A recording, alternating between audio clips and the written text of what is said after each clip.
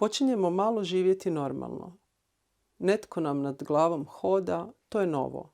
Krvožilni sustav našim tijelima ukida samostalnost. Ponekad je neizdrživo osjećati te, znaš, moja krvi.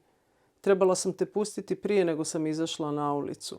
Lakše bi bilo podnositi sva ova gibanja prizemljenih sfera. Voljela bih da si van tjelesni organizirani organizam, postojan, konačan krvotok. Prebacujem te s lijeva nadesno kao sova. Kolutam srčani jackpot. Invazivna si ljubav i ubijaš me, sistola i dijastola. Mala potencija lave kojoj se utječem. Pripitomit ću te kao igla kada sjedne na ploču. Na uglu, ispred slastičarnice, počinjem živjeti normalno. Gledam u pročelje katedrale i ližem goli okus. Sveta Stošija je odavde nemilosrdno lijepa. Moj krvožilni sustav spokojan je u blagoslovu prizemljenih sfera. Stošija uvijek s leđa šapne. Lješnjak i limun. Karavane. I dalje vibriraju karavane uznemirene staklom studenog jutra. Zagledane u put, ne vide nebo. Naših srca triptihe uredno smo zatvorili, navukli zasun trepavica. Neka ove stvari prođu. Neka ove stvari prođu. Mrmljamo našim tragovima u prašini. Čujemo nekoga u daljini. Glasovi se podižu u vjetar. Izvanredne vijesti. Turisti su noćas progrizli koru grada. Legli su pod klupe. Limfa je curila prema moru. Djeca su im između zalogaja zvjerala u labave konope trabakula, sisala negativ ljetovanja. Progriženi grad se skvrčio na rubovima i povukao use, ali na van, na dolje, na naglo. Tu se zgrčio. Oni koji su bili bosi i namazani uljem kliznuli su i nestali u ambisu, odakle je poslije dugo zračila toplina. Mali grad s rupama u tijelu šišti kao pokvareni duhački instrument. Eno još uvijek. Poprečno i pravocrtno izbijaju pjege. Turisti sad naglo trče orošeni znojem da zaustave krvarenje oglodanim klipovima kukuruza, plastičnim tanjurima i poderanim lepezama. Ono što naslučujem, oprezno hodajući sjenom, su uzdizanja davno zakopanih meteora. Pokreće se iznutra nešto nikad do kraja usmrćeno. Turisti su se oteli povoljnim aranžmanima. Uspostavili paraturističke odrede, kreću se neucrtanim rutama, GPS u lupu ponavlja upute o eliminaciji, vjetar je već u predgrađima, gnjezdi se i čeka pojačanje u vešerajima odseljenih stanovnika, na zadnjem katu nebodera, od oprane love, stvorit će se dijete. Proljeće. Od zvukova galebovi, latice badema raznosi vjetar, od svjetlosti tišina. Jesam li ovo ja ili jedna od mojih smrti koja dolazi tankim prstima provjeriti dišem li? Od zvukova vjetar, pomicanje, višestrukost, nagađanje. Daj mi prostora, pomičem joj usne i narašćemo zajedno. Dubrovačko zaleđe. Ovo je predvorje tame, sve slitine su sive, presušena korita riječica kao osujećena nada, ko zna kakvih derišta, kič plemenskog poroda, borba zavisti i pomirenosti sa sudbinom u malom, oštrom ringu. Ili je to Thor? Kroz pore Hrvaća izvire kajmak i meki slani sir iz mješina. U publici iza nasmijenih lica djevojaka preočito je dno skučenih stanova i majki koje šute. Njihov odlazak frizeru najveći je obol pomirenosti sa sudbinom.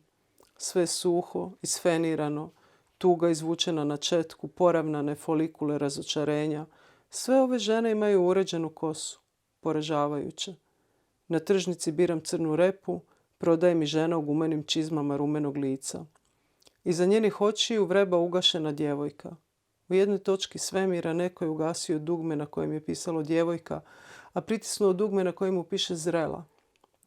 Ona zrela dobija lice preorane livade ispod koje se krije crnica u koju će netko utisnuti sjeme. Analogija očita. Zemlja i sjeme. Zemlja i ženski trbuh. Žena i unutarnji prostor. Pećina uzdaha. Uz cviljenje nastaje plod. Kupujem kilogram crne i bijele repe. Na bijelim se glavicama veličine šake slatkog sočnog ploda rumene obrazi. Crna je repa grube dlakave kore. Plaćam sitnim novcem. Pobjeći ćemo s ovog mjesta, ovo je samo tržnica. Ali zašto me toliko boli?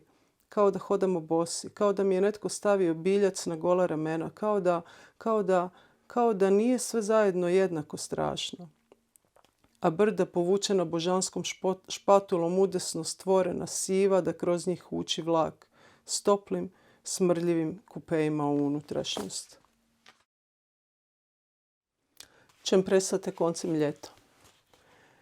U ovo doba ljeto se počne pomicati prema rubu usana i tamo se smjesti. Odatle još dugo gledamo umore, dok prve formacije ptica nošene vjetrom nadlijeću pjenu usitnjenih meteora. Sve je u jednom i jedno je u svemu. Kao papiga koja me jutrom pozdravlja zagledana u horizont, crnim kljunom zakačena za kavez, u rubovima usana djevojko još dugo nose ljeto.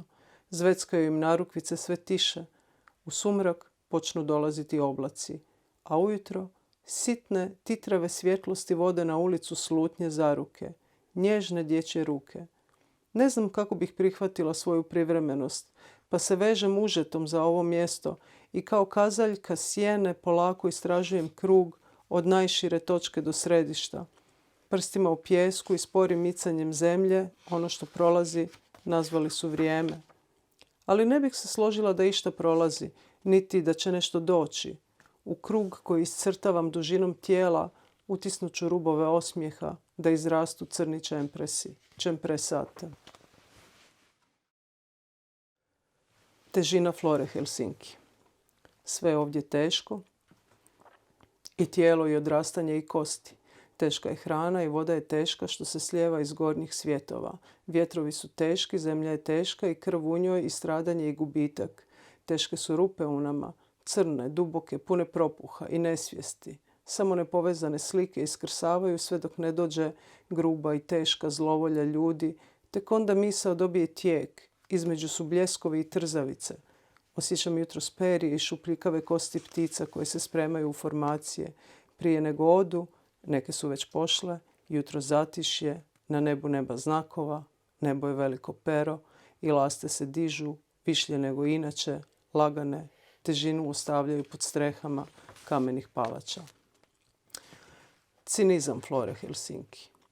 Kao da je ovo jedno dosta dobro uređeno mjesto, zamišljam. Da su sve stvari oko mene pomno promišljene i da imaju smisao. Starci nabreklih trbuha pored bazena, kao da su ovamo došli da se potope, pa love zadnje sunce, pored njih njihove žene ostarjele, cuclaju neko šareno piće na slamku, hotel je star, još sezona nije ni počela. Starci nabreklih trbuha ne mare više ni za što, a ovo su radili cijeloga života. Puno ih je istih takvih oko bazena. Starci s napuhanim trbusima iza stakla more na sigurnoj udaljenosti. Nekada visoko cijenjena sloboda, sad na distanci. Sav onaj sjaj sunca na pjenušavim morskim valovima, svi mjehurići u čaši do ležaljke, plavo presijavanje vode. Čini mi se da stvari imaju smisla i ovaj jasmin koji cvjeta da mi se vrti u glavi, ovdje je sa smislom. Ne treba se bojati. Sada već ima bazena svugdje uokolo. Flora Helsinki mu ne vjeruje. Danas je nepoznata djevojka pijana sjela na prilaz Florinoj kući. Gazdarica je izašla na vrata taman da vidi kako ju je muškarac uhvatio za kosu i tresao njome. Jedno dijete je gledalo, djevojka je bila skršena. Hej, viknula je Flora Helsinki. Hej, što se događa? Ništa. Ona je pijana, on je rekao. Nothing. Drunk. Imao je naočale i bio je čelav. Je li uzela neku drogu, pitala je Flora, sišla do pijane djevojke. Ne, mi ne uzimamo drogu, samo alkohol. Djevojka je imala ogromne plave oči, s trajnom šminkom, s trajnim noktima, ali ona sama bila je prolazna. Ostavi je tu. Ti idi vidi, jel vam došao taksi? Flora je donijela vode.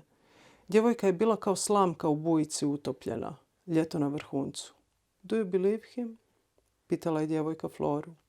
Uhvatila je za lice jednom rukom, drugom je držala Florinu ruku. Odnio ju je u naručju.